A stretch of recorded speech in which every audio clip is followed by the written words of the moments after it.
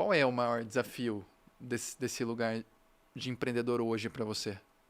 É o que eu reclamo todos os podcasts quando a gente vai falar disso. São pessoas. Pessoas? Acho que achar pessoas competentes para trabalhar. E pessoas não só competentes, mas que querem trabalhar de fato. As pessoas que trabalham comigo hoje são pessoas que eu olho e falo, cara, essas pessoas, elas merecem que eu pague mais para elas. E eu tô sempre trabalhando mais para eu conseguir pagar mais. Porque é isso, eu quero pessoas que consigam e que querem evoluir junto comigo. Muito bem-vindos ao episódio número 6 do nosso podcast aqui do Grupo Primo da Escola de Negócios, o Equity+, chamado Dopamina Empreendedora. Já expliquei para vocês em episódios anteriores o porquê desse nome, mas queremos construir aqui um ambiente onde os empreendedores, consomem as melhores informações, os melhores insights, obtêm os melhores direcionamentos, de modo a não nos deixar aqui sós, Então, antes de mais nada, curta esse vídeo, compartilhe com seus amigos empreendedores e bora juntos construir esse futuro empreendedor do Brasil que está vivendo momentos épicos, tá? E hoje eu tenho aqui comigo uma pessoa que eu sou extremamente grato, honrado por ser amigo e estar próximo. Confesso que é um bate-papo aqui da pesada para mim. Não sei se eu estou preparado. Vamos ver se vocês vão gostar dessa conversa. E a gente veio anunciar uma coisa incrível que o Equity+ está propondo, está trazendo de novo no mercado, que é o Equity+ Influência. Até então, nós tínhamos ali a imersão em negócios comigo, Thiago Nigro, Fábio Oliveira ali tocando vendas, e a gente percebeu que muitos creators, muitos influenciadores, celebridades, produtores de conteúdo, agenciadores, olhavam para as nossas empresas com aquela lupa, a galera querendo entender como que a gente construiu esse ecossistema aqui dentro do Grupo Primo de mais de 9 empresas, 5 delas adquiridas através de processos de fusão e aquisição, e muitas pessoas vinham nos perguntar como que a gente fez para construir esse negócio partindo de uma audiência proprietária. E foi então que nós decidimos construir esse programa para contar os bastidores, fazer um programa bem prático de 2 dias, uma imersão que vai acontecer no dia 5 e 6 de outubro, ou seja, daqui a 3 semanas. Esse podcast está saindo no momento em que faltarão aí 3 semanas para a gente começar e executar essa imersão. E fica aqui o meu convite para você, para participar, se inscrever no QR Code que está passando na sua tela e também no link da descrição, tá bom? Agora chegou a hora de anunciar essa presença ilustre do nosso programa. Ela que é idealizadora do projeto Materializa. Acho que agora ficou fácil. Vocês não botam na thumb, não, gente? O programa que tem como objetivo inserir hábitos saudáveis e criar disciplina. E até o momento já ajudou mais de 30 mil, Malu? Participantes? Nós estamos por aí. Já dei o spoiler aqui, já eu chego lá. E além disso, ela é fundadora, junto com meu sócio e amigo irmão Bruno Perini, do podcast Os Sócios, que está aí no top 3 já há muito tempo dos maiores podcasts de negócio do Brasil e entre os mais ouvidos também do país em todas as categorias. E é uma empreendedora serial. Tem outras 2 grandes empresas, que é a Vibrio e a MEP, e ela está conosco nessa imersão. Então, seja muito bem-vinda, Malu. Um prazer te ter aqui. Muito obrigada pelo convite de vir falar desse novo projeto e também de estar aqui conversando com você, que também é uma delícia, com certeza. Aliás, eu fiquei surpresa, ele falou, eu ainda tô me acostumando, como é que a gente faz esse podcast e tal, mas ele arrasou desde o início aí, já tá arrasando. Você viu, Malu? Tô num processo de melhoria contínua. Maravilha. A Malu fala muito bem de mim, tá, gente? É muito importante que vocês saibam. Ela me defende aqui pros sócios. Ela fala, Janoto é legal, ele é bacana. Eu sou mesmo, Malu. É verdade, é verdade. Eu defendo mesmo. Esse Janoto é muito legal. Fora das câmeras. Nas câmeras eu ainda não sei, porque ele tá começando com isso daí agora, mas certamente vocês vão gostar também, porque ele é gente boa demais. Eu tenho umas perguntas boas pra te fazer, Malu. Vamos ver Bora se você lá. vai gostar de mim até o final. Eita. Malu, tava olhando teu Instagram. 850 mil seguidores, várias temporadas aí do Materializa, e acho que, dado que estamos falando sobre influência, eu queria que você contasse um pouquinho, é uma trajetória longa, mas eu acho que, assim, se desse para você registrar aqui com a gente os momentos onde sua audiência mais cresceu, como foi esse processo para chegar em 900 mil, quais foram os passos, os grandes passos desse momento, e para a gente começar aqui esse papo e falar sobre isso. Tá, eu achei interessante você dando ali o início do nosso programa, né, a provocação que você fez para a gente começar a fazer o Equity Influência, foi exatamente porque a gente construiu a partir desta influência, tanto eu quanto o Bruno conseguiu entrar aqui no grupo por causa da influência dele, a partir da nossa comunidade, do que a gente construiu, a gente conseguiu fazer um leque de outros negócios que não dependem tanto da gente. E muitos dos nossos amigos que também trabalham com isso, eles acabam nos questionando como fazer isso. E para mim, especialmente, não foi algo tão orgânico. Então, quando você perguntou aí, ai, Malu, como que foi que aconteceu, né? Qual foi o highlight? Onde foi que as coisas viraram e começaram a acontecer? E foi difícil, né? Porque eu não sabia exatamente o que fazer, eu não sabia como cobrar, eu não sabia em que de fato colocar o meu empenho maior. Então demorou bastante para que o negócio virasse e começasse a dar dinheiro, o que é muito legal, porque eu passei por todas as fases e tive vários tropeços para então eu chegar aqui e falar para vocês, olha, talvez eu tenha alguma coisa para ensinar. E esse alguma coisa talvez agora a gente organizando faça sentido e ajude você a chegar aí mais rápido. São muitos anos, né, Malu? Eu já tô na internet 7, 6 anos. Parece muito, mas ao mesmo tempo é pouco, se a gente for pensar. É porque essa é a grande questão da internet. Ela consegue te alavancar e te posicionar de forma muito rápida. Então, a gente mudou de vida muito rápido e dentro da internet, a gente também conseguiu subir vários patamares muito rápido, porque a gente foi intencional também. Então, apesar de ser muito tempo, não foi tanto tempo assim, se a gente for pensar. 7 anos. É verdade. E você é muito autêntica, né, Malu?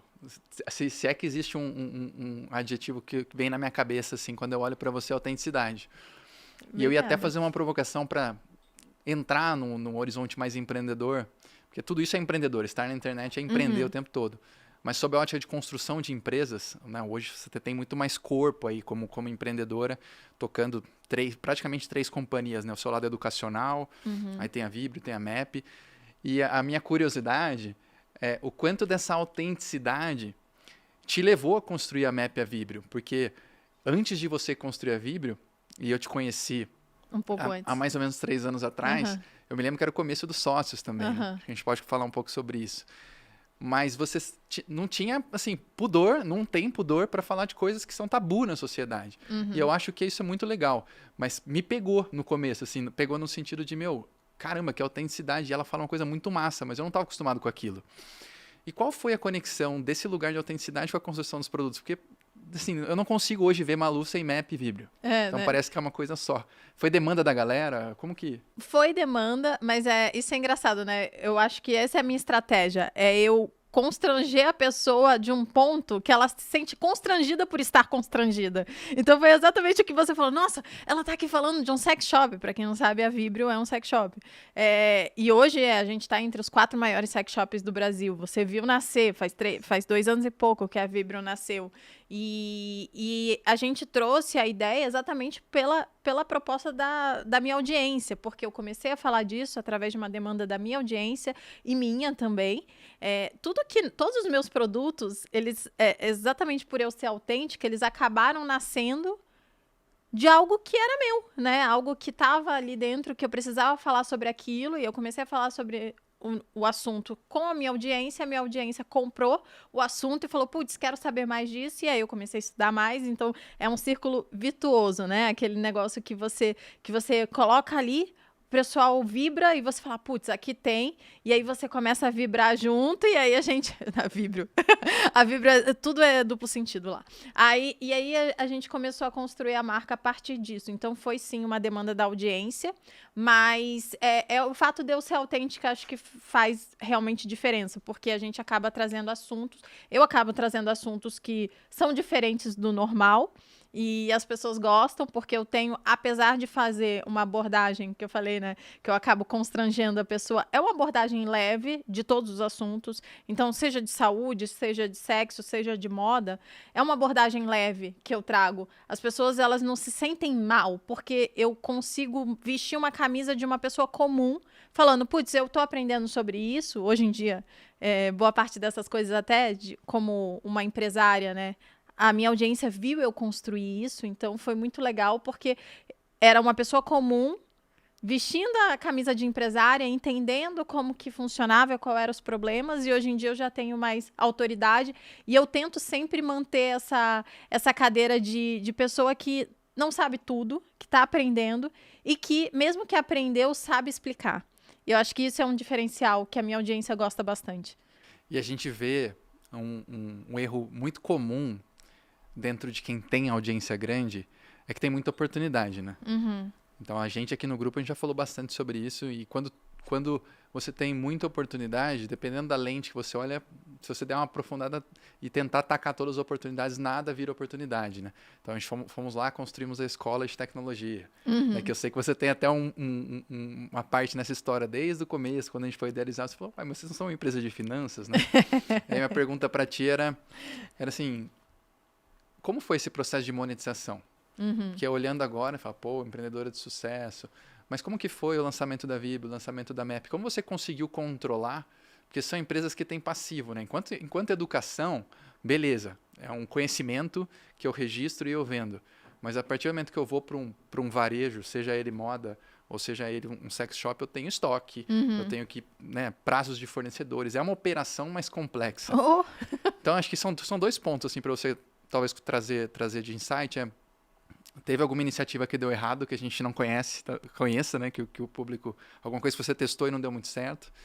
E dentro desse processo, como você tomou a calma para fazer as coisas aos poucos e não atropelar aí sob a ótica empreendedora, né?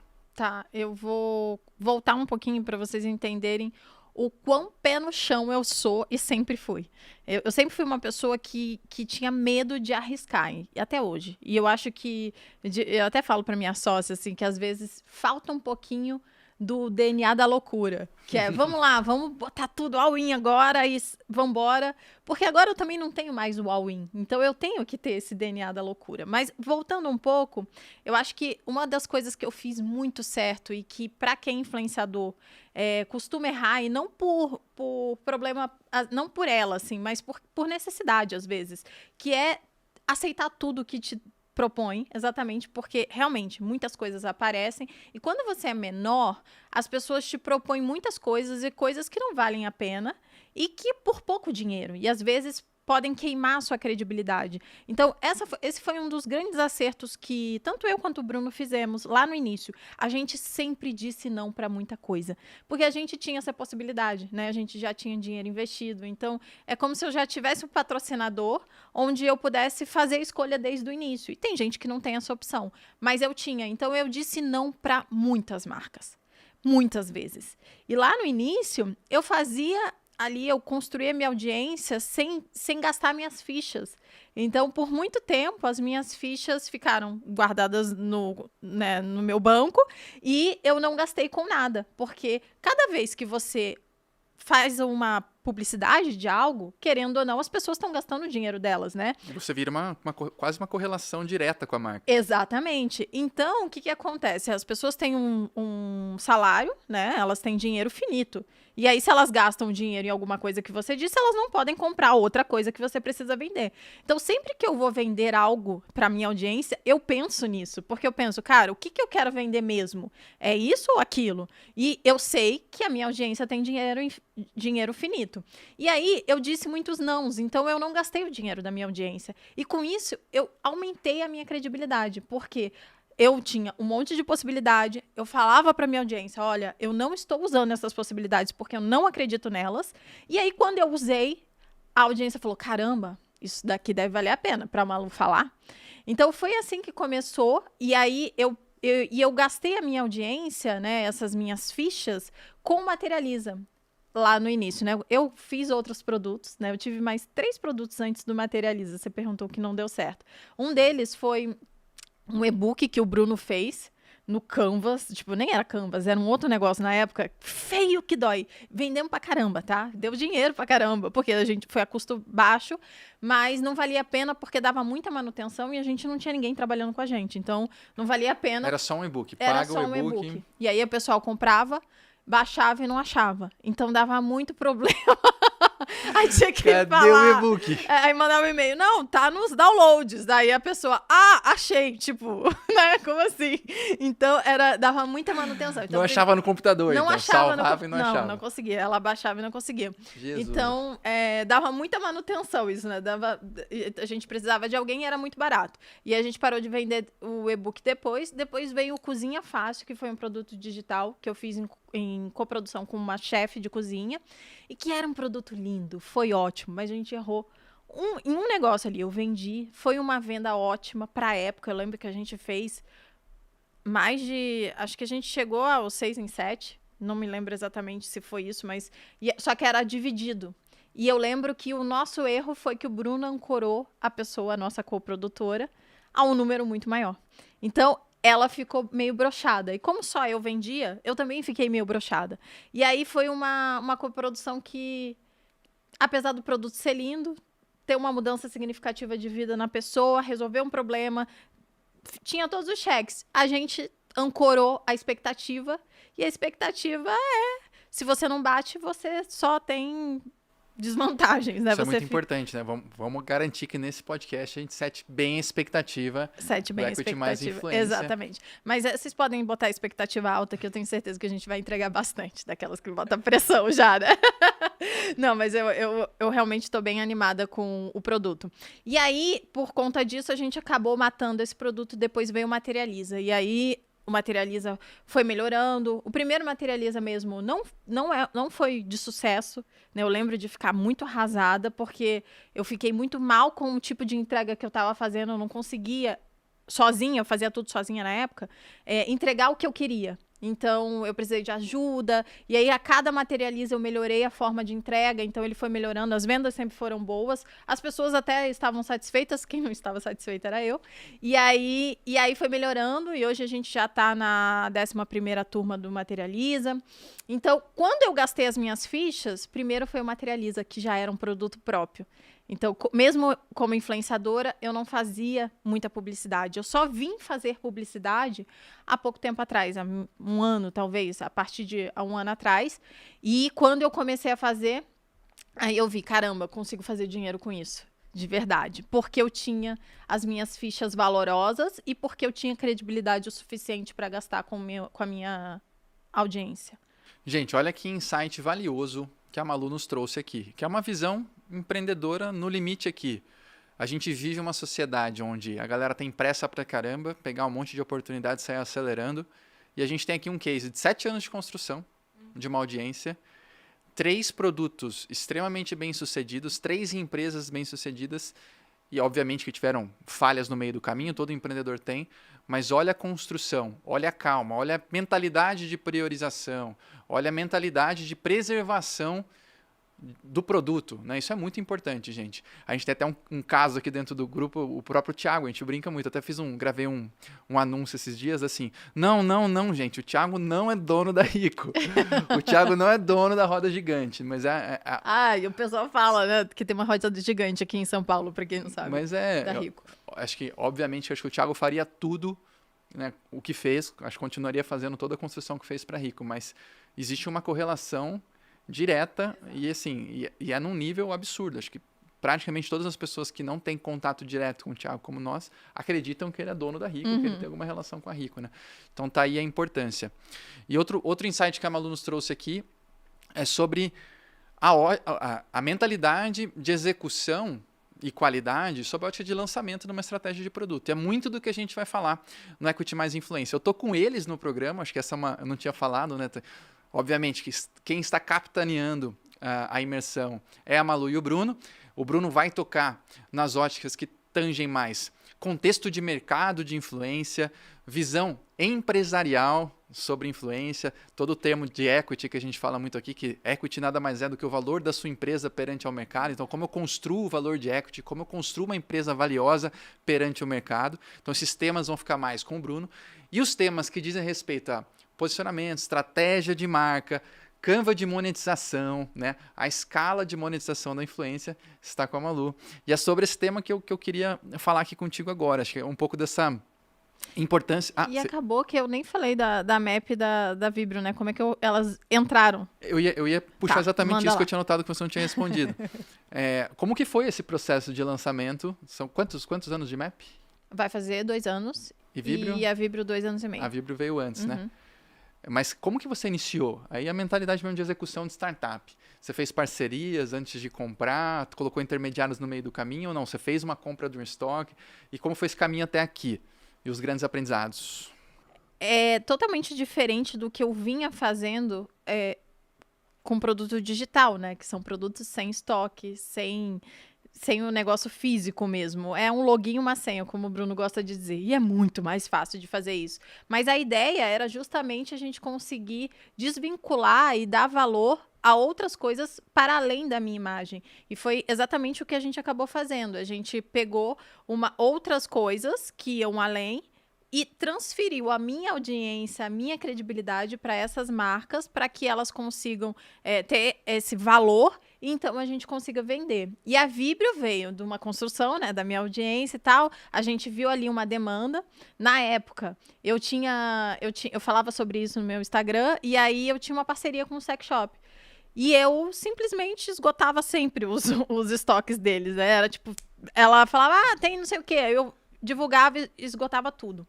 E alguns amigos meus vieram e falaram, Malu, você tá deixando dinheiro na mesa, né? Me provocaram, falaram, vamos abrir um sex shop. Eu falei, você tá louco? Eu? Malu Perini. Meu pai é militar, o que ele vai achar de mim se eu tiver um sex shop, né? O Janotto, quando viu a ideia, falou, meu Deus, essa garota tem um sex shop, que ideia surtada, né?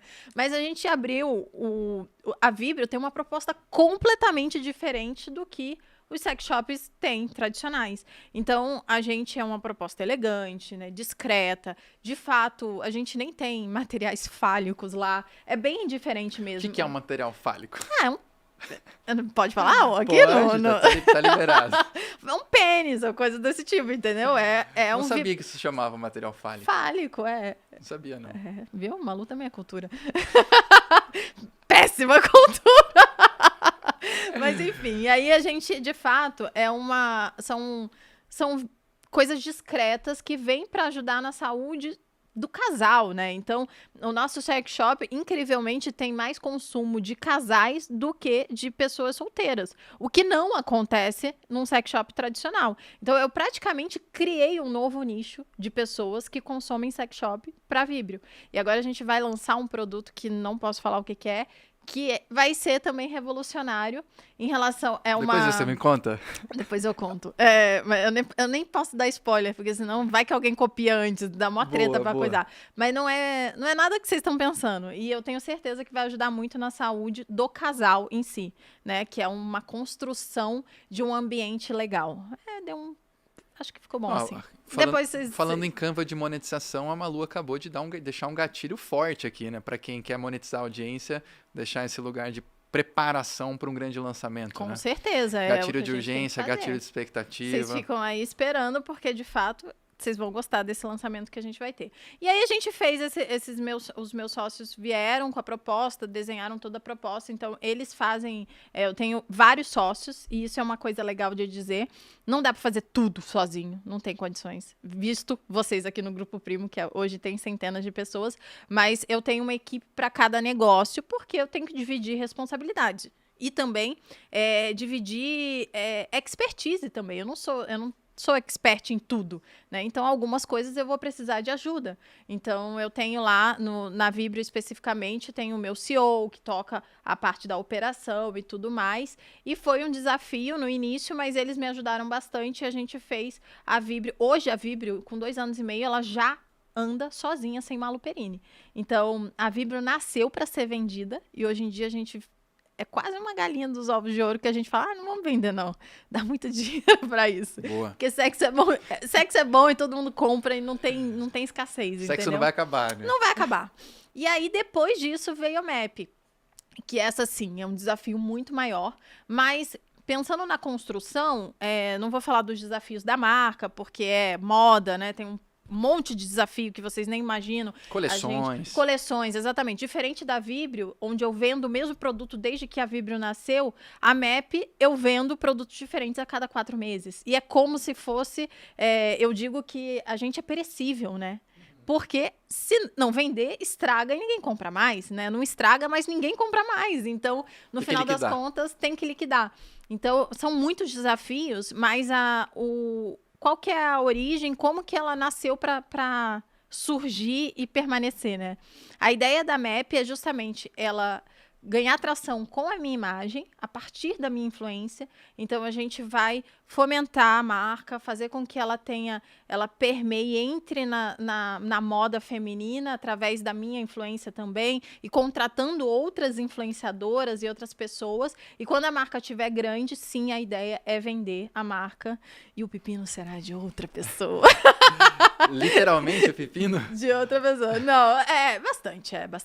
Mas assim, hoje é é uma das coisas que eu mais gosto de fazer, porque a gente vai ganhando aquele amor, né? Não, mas olha, gente, mais um insight aqui. Eu acho que você traz uma clareza, Malu, super legal, porque geralmente a galera que tá começando na construção de conteúdo e chama Equity mais influência, não porque queremos trazer influenciadores, né? As pessoas têm esse questionamento, eu sou influenciador, não sou influenciador, não é sobre isso. É sobre como você trabalha sua marca pessoal, trabalha seu posicionamento e constrói empresas e constrói negócios, né, prósperos através dessa autenticidade. É sobre isso o nosso programa, né, a Lente. Então, a gente vê muitas pessoas começando esse caminho e tentando fazer tudo ao mesmo tempo. Então, o cara, ao mesmo tempo que ele é especialista no nicho, ele quer se desenvolver como um CEO, um financeiro. E a Malu que traz pra gente que dentre essas 3 empresas que ela construiu, ela foi elencando profissionais sérios do mercado. E vamos lembrar que profissional bom no mercado não está desempregado, gente. A gente tem que olhar estrategicamente para quem a gente busca e coloca nas cadeiras grandes da nossa empresa. Mas ela foi lá, pegou um CEO para tocar Vibrio, pegou a Leila, né, para tocar MAP, e tem todas as equipes construídas ali para que ela possa ser cada vez mais esse lugar de trazer criatividade, inovação e carregar e capitanear as marcas através da influência dela, né, gente? É sobre isso que a gente está falando, né, Malu? Eu acho que o Equity Influência vem justamente para explicar para as pessoas que sozinho você não vai fazer o negócio acontecer. Não é que não vai fazer o negócio acontecer, você vai fazer ele acontecer até um certo limite. E é isso que a gente quer falar. O que mais você precisa para que você consiga ultrapassar esse limite que talvez você já alcançou, ou que você está próximo a alcançar, ou que você está ali orbitando por ele, para que você consiga extrapolar e, de fato, fazer um negócio a partir daquilo, né? Quebrar a arrebentação. Quebrar a arrebentação, exatamente. E é muito louco porque às vezes a gente acha que a gente se limita, né? A gente tá ali no nosso negócio que gira, que às vezes dá lucro, né? E que às vezes não, que provavelmente dá lucro, que faz o negócio acontecer, e você fala, tá, mas e aí, o que eu posso fazer a partir disso? E é isso que a gente quer fazer, a gente quer organizar e falar, olha, você precisa talvez de mais equipe, você precisa organizar o negócio, investir mais nessa área. Então, cada negócio vai ter um desafio diferente, mas com certeza tem muitos desafios parecidos que a gente vai conversar sobre isso lá. Show, eu até anotei aqui o Canva da monetização que você construiu, né, junto com a Leila, comigo, a gente construiu juntos aqui, até para as pessoas entenderem que uma das partes, não posso dar tanto spoiler assim, mas passa muito por alguns pontos aqui, desde musculatura de geração de conteúdo, isso é o alicerce, né, Malu? Depois a gente vai entrar em diversificação de receita, como é o case da Malu, a gente vai falar sobre vendas, a gente vai falar sobre canais de aquisição e depois a gente vai descer para comunidade, branding, vamos olhar para funil, para dados, que são temas ultra relevantes, todos aplicados no seu ecossistema hoje, né, Malu? Sim, e essa é a parte que eu falo, né? Lembrando que o Equity vai ser dividido entre eu e o Bruno. Então, o Bruno vai começar, a gente vai falar sobre o nosso case para mostrar para vocês, vão ter alguns exercícios também para que vocês prático. Consigam entender o que está acontecendo, né? Não ficar só olhando, mas não... E aí? E o meu caso aqui, como é que eu faço? Então, a gente vai ter alguns exercícios e aí a gente vai conseguir mostrar na prática para que lado que as pessoas devem investir ou não e seguir. É muito legal, assim, o que a gente construiu é realmente único e partindo de uma visão de contexto de influência já é muito legal. Onde que a tecnologia está? Onde que a geração de conteúdo está? Contextos econômicos de mundo, contexto de geração Z aí à frente, tem tantas temáticas legais, né? Eu falo muito sobre isso. Hoje em dia a gente está negociando com um vendedor na ponta, que já é considerado sênior na empresa, mas ele tem 25 anos, ele é da geração Z, e a gente tem que entender que para essa geração certos tópicos são importantes, são relevantes para a gente entender como se comporta, né? Então esse olhar sobre contextos de várias frentes, mas sobretudo da influência, ela abre a imersão para que a gente vá avançando em monetização de audiência, tudo que eu falei aqui para você, esse Canva, depois entrando para a estratégia de marca, posicionamento, como que eu quero me posicionar e quem são os players que estão em volta, né, competindo, quais são as fortalezas, fraquezas de cada um, riscos e oportunidades, para depois a gente avançar para a construção de empresa mesmo, que é o ponto onde o Bruno vai chegar. Que é o tal do equity mais, né? Que é o que você vai fazer com que a sua empresa de fato tenha valor exterior. Exato. E a gente fecha com sessões ali de Q&A, perguntas e respostas, vamos falar bastante de construção de ecossistema, trabalhar os cases. E acho que esse ponto que a Malu falou é muito importante. Nada que a gente constrói no Equity+, na escola de negócios, tem senso de palestra, gente. Não é sobre isso. É transformação, é prática, é construção de motor, aplicabilidade de negócios. Então, isso aqui é a nossa marca, o nosso DNA. Né? A gente já vem, o nosso NPS é 96, já nas 22 turmas do Equity+, a Malu também já participou do Equity+ Negócios, né? Que é a nossa imersão para empreendedores. E agora estamos construindo influência para esse público que a gente falou, que não somente são influenciadores, né, Malu? Sim. Deixa eu seguir aqui. Seguir é complicado. Deixa eu seguir aqui. Vou te fazer uma pergunta que para mim é importante. Acho que eu nunca te perguntei isso. Meu Deus, medo. Mas por que você topou fazer? Acho que já contou bastante o contexto, mas qual foi o gatilho? Qual que é o momento da Malu? Eu acho que o momento é exatamente desafio, né? Mostrar que... Na verdade, se eu for pensar friamente e emocionalmente também, é pensar que, caramba, eu tinha muitas barreiras em construir o que eu construí hoje. Eu tinha muitos problemas com venda. Eu já falei em vários podcasts isso, em podcast que eu fui, ou nos sócios mesmo. E eu falava, gente, eu era uma pessoa que tinha problemas em vender porque eu achava que eu estava mais criando um problema para a pessoa do que uma solução. E quando eu entendi que eu tinha produtos que eram soluções e que ajudavam as pessoas e que elas de fato pagavam menos do que aquilo valia, porque eu dava muito, eu falei, cara, isso é muito bom, né? Quando você faz uma boa venda, você está solucionando um problema. Então quer dizer que a pessoa está saindo melhor daquilo. O dinheiro que eu ganho geralmente vale menos do que eu dei para ela, porque ela vai ou gerar mais dinheiro, ou gerar mais valor, ou resolver um problema que ela tem. Então eu tinha muitos problemas em relação à venda e eu resolvi esses problemas e aí eu fui criando valor dentro de mim, através das minhas empresas também e nas minhas empresas. E eu acho que agora é a hora de conseguir mostrar para as pessoas que elas também podem fazer isso. Eu acho que boa parte do que eu faço no meu Instagram é justamente uma coisa meio inspiracional para mulheres que antes não achavam que tinham tanto valor e hoje podem ver que tem, né, na verdade. E que é como eu me sinto. Eu não conseguia ver o valor que eu tinha, eu não conseguia criar mais valor, e depois que eu interrompi essas barreiras, eu falei, caramba, não é tão difícil, eu preciso mostrar para as outras pessoas que elas também podem fazer isso. Acho que tem um pouco dessa coisa de mostrar para os outros que não é tão difícil quanto parece. Eu achei que... Eu imaginei que sua resposta iria nesse caminho, mas eu tenho te visto também muito mais confiante sobre o seu lado empreendedor. Acho que quase que um reconhecimento seu para você mesmo, assim, talvez olhando o tamanho de tudo que você construiu. Né? Obrigada. De fato, acho que é um pouco disso, é um pouco de entender que, puta, eu sou relevante pra caramba, né? Eu faço o negócio acontecer, de fato. Eu tenho muito para ensinar, e eu acho que é um pouco disso mesmo. Não, isso é muito legal, porque a gente sabe que existem muitos programas educacionais. Em era de ChatGPT... De gente que nunca construiu nada. De gente que não construiu nada. E... Esse é um diferencial de todos os produtos do Grupo Primo, mas sobretudo da escola de negócios, né? Eu tenho falado muito sobre isso, chancelado isso no mercado. Pô, nossa empresa não é apenas uma empresa de educação para empreendedores, é uma das 9 unidades de negócio que a gente tem, que se conecta super no ecossistema. Tenho falado muito sobre o nosso conselho, as pessoas que participam, né? Contando do Fernandão, da Mônica, do Gradinho, do Tavares.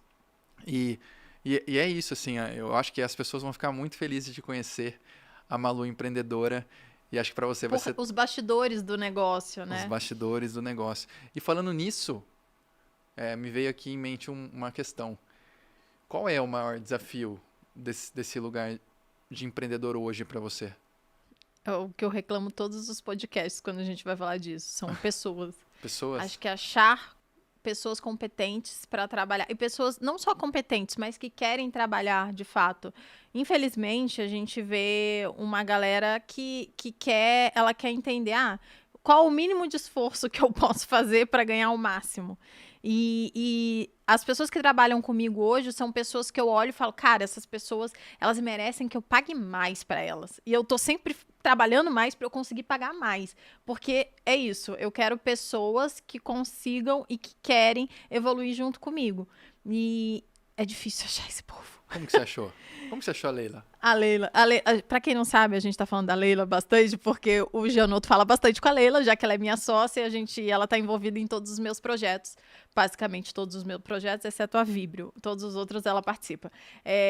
Eu achei a Leila, ela era aluna do Bruno, no Viver de Renda. Quase todas as pessoas que trabalham com a gente hoje, tanto o Bruno quanto comigo, eles fizeram Viver de Renda. O que é muito legal, porque a gente dá a nossa comunidade, né, que tem a mesma mente empreendedora nossa, e aí acabou vindo trabalhar com a gente. E isso é muito bom. Então, se você quer trabalhar comigo, faça o curso do Bruno da casa.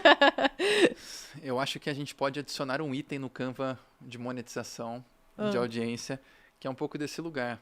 Tentar encontrar talentos dentro das próprias comunidades, Sim. né? Porque eu falo muito isso, mas eu falo sobre uma outra lente. Quando me trazem essa questão de, meu time não está engajado, aí eu faço uma pergunta simples. Seu time conhece a tua meta? É muito simples. Seu time conhece a tua meta? Conhece teus números? Não, eles não sabem. Então, como você quer que uma pessoa mergulhe no teu sonho, sendo que ele nem sabe qual que é o teu sonho? E é muito engraçado que quando a gente passa a falar, e aí dentro das comunidades, ou dentro da empresa, vem aquele estagiário, ele sai do meio dos fios. Do além. Ele vem no meio dos fios assim, ele olha pra você e fala, não sabia que tinha essa dor. Posso tentar resolver? Uhum. E aí você tem um mega empreendedor, estagiário na tua empresa e você mal sabia. Exatamente. Não, isso é muito real. Porque geralmente as pessoas que estão ali na comunidade, elas já partilham dos mesmos princípios, das mesmas coisas que você tem. Então, se ela partilhar do mesmo sonho final que você tem, ontem mesmo eu estava gravando um podcast sobre isso, e aí a gente estava falando de sociedade e tal, como que faz para a sociedade dar certo. E veja, eu falei aqui várias vezes, né? Pra gente evoluir um negócio sozinho é muito difícil. Então, talvez você precise de um sócio, ou de mais gente, ou de uma equipe. E para que essa equipe esteja de fato engajada, ela precisa entender o objetivo final. Porque senão fica andando por caminhos opostos, às vezes, porque a pessoa não conversou e falou, não, olha aqui, o objetivo final é esse, não aquele outro. E aí vocês conseguem ir para o mesmo lugar, literalmente. Eu acho que pra gente eu tô entendendo isso agora, né, como empresária e tendo equipe e tudo mais, pra gente ter uma equipe engajada, é também legal a gente dividir muita coisa. Porque às vezes a gente acaba não falando, porque a gente acha que não é necessário e tal. Então, tem algumas coisas que eu tenho dividido, inclusive, sempre que possível, por exemplo, na MAP, são os gastos, né? Por exemplo, para eu fazer uma roupa, essa daqui que a gente vai lançar em breve, daqui umas 2 semanas, é um puta gasto de mão de obra, matéria-prima e um monte de coisa. Aí, quando a pessoa vê o preço final, ela acha que eu vou ganhar tudo aquilo, mas ela não sabe, não só todos esses custos, mas o custo da equipe, o custo da água, da luz, do escritório, do nosso próximo estoque que a gente acabou de alugar uma sala nova porque não cabe o nosso estoque na sala antiga. Então, tudo isso vai dentro do preço da roupa para então a gente conseguir ter um lucro. E aí as pessoas não conseguem entender isso. Se você não fala isso para o seu colaborador lá, ele acha que a única coisa que... Ele nem lembra que ele tem que você paga ele. Ele não coloca isso na conta. Então, ele acha que você tá ganhando um puta dinheiro em cima do trabalho dele. A mais-valia total, né? E não é verdade. Então, eu acho que quando a gente consegue dividir não só o objetivo final, mas também todo o percalço que você corre para que aquilo chegue, né, aquele objetivo aconteça, as pessoas ficam mais engajadas, porque elas falam, caramba, trabalha pra caramba, né, faz isso, nossa, caramba, gasta pra caramba, por isso que tá rolando isso daqui, por isso que é esse preço, por isso que acontece desse jeito. Teve uma reunião fatídica no Grupo Primo em junho do ano passado, onde a gente apresentou, pela primeira vez na história, um EBITDA negativo. Eu né? sei dessa história. Para quem não sabe o que é EBITDA, a gente está falando do lucro ali antes dos impostos. Né? Então, você tira todas as despesas e os custos, por exemplo, impostos, despesas e custos, porque são diferentes, mas não vou entrar na questão aqui, você vai chegar no seu EBITDA ali. E foram 2 milhões de reais negativo. Né? A gente vinha crescendo, de repente, uma barrinha inversa.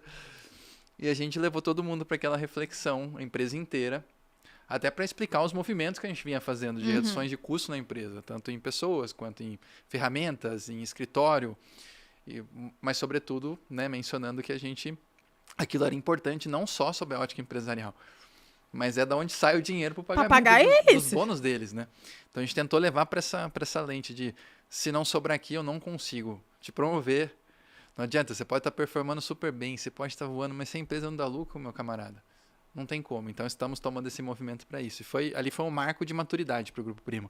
E desde então, qualquer pessoa que você conversa na empresa hoje sabe o conceito de EBITDA, sabe as metas de EBITDA do Grupo Primo, ou se está dentro de uma unidade de negócio, acompanha essa métrica porque está relacionado no bolso. Nada como mexer no bolso do povo. Relacionado no bolso. Mas é isso, eu acho que não é sobre só falar sobre dinheiro e tudo mais, mas é sobre colocar as pessoas incluídas em todo o modelo de negócio para que ela possa estar sonhando junto e fazendo todos os esforços juntos. Então, é difícil conseguir gente, mas a gente tá em busca aí. E Malu, mais uma curiosidade minha. Você discute estratégia nas empresas? Como que é a cadência de gestão com seu CEO? Como que você, Malu, acompanha números? Tem uma vez por mês, uma vez por semana?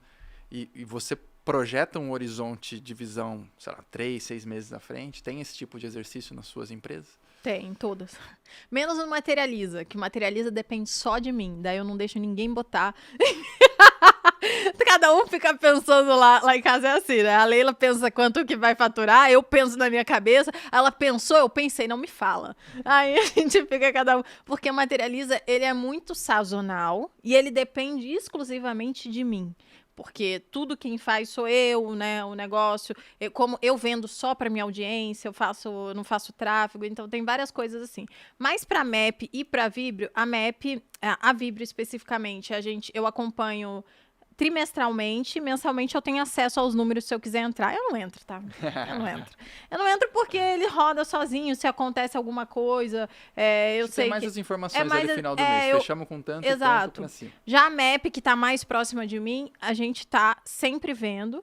E a gente tem horizontes que a gente olha de 1 ano de faturamento, quanto que a gente quer crescer para o ano que vem, e exatamente a gente vai fazendo projeções assim, e também por lançamento. Como a gente faz lançamentos na MAP, a gente também vê os lançamentos e agora a gente tem visto mensal, porque a gente está na busca de crescer. Então legal. A gente está olhando mensal, como que as contas fecham. Visão orçamentária, gente, isso é super importante. Planejamento orçamentário. Fiquei feliz de saber que a Malu faz planejamento orçamentário. Sabe qual o negócio? Eu tenho pavor de trabalhar de graça. Eu tenho pavor de trabalhar e depois descobrir que eu tive prejuízo. Porque foi, caramba, é muito esforço. Eu sei o quanto eu me esforço, eu sei o quanto de trabalho eu faço. Eu faço as fotos da MAP hoje em dia, né? Eu sou a modelo da minha marca. É um puta trabalho. Falam que modelo trabalha pra caramba. Trabalha, porque eu também sou modelo da minha marca. Então, eu sei que é um puta esforço pra gente poder trabalhar pra caramba, pra fazer o quê? Branding, eu e o Bruno, a gente brinca todo dia lá em casa. Branding é o quê? É o nome que a gente dá pro que não deu dinheiro e só deu um estardalhaçozinho, né? Então, eu não gosto de fazer branding por branding. Eu não gosto de trabalhar de graça. Eu gosto de trabalhar e dar fruto, porque eu sei que meu trabalho vale. Então, eu tô sempre olhando realmente, porque eu acho que tem que trazer frutos para que a gente continue com empenho suficiente para o negócio acontecer. Total. Branding é essa aula que você deu nesses 7 anos de história, poucos produtos. A gente vai falar mais sobre isso no Equity Influence. Não, é legal, porque a Malu traz uma visão de branding bem diferente, né? A gente vê no mercado, até saiu um livro recentemente aí que é o tal do CMO to CRO, que é basicamente o chefe de marketing agora o novo nome do momento é o CRO, que é o Chief Revenue, né, de vendas. Então, é quase que o marketing virando vendas, e muito da discussão sobre isso. Diz respeito, acho que a algumas falhas de algumas empresas que colocam discussões de branding só no departamento de marketing. Vamos fazer campanhas publicitárias, vamos discutir branding. E branding é muito mais do que isso. Branding é... Olhem, é o posicionamento. Olhem Malu Perini, né? Essa história. Isso é branding. Né? E ela não começou, hoje eu vou começar, então, a Malu na internet e vou fazer meu plano de branding. Não, o tempo inteiro que você está comunicando, você está fazendo branding, porque é a sua marca falando por você, é você falando e a sua marca está sendo produzida a partir daquilo, né? Esses dias alguém perguntou sobre consciência lá no meu Instagram e aí eu estava falando, eu falei, cara, perguntaram se precisava de uma religião, olha, eu vou viajar, mas vai fazer sentido, a profundidade. Perguntaram, por que você não precisa de uma religião para você seguir uma doutrina e ter ética e tudo mais? Eu falei, cara, se você precisa de uma religião, é porque você não tem essa ética. Porque é para você saber quais são os nãos que você precisa fazer todo dia, sem ninguém estar te olhando.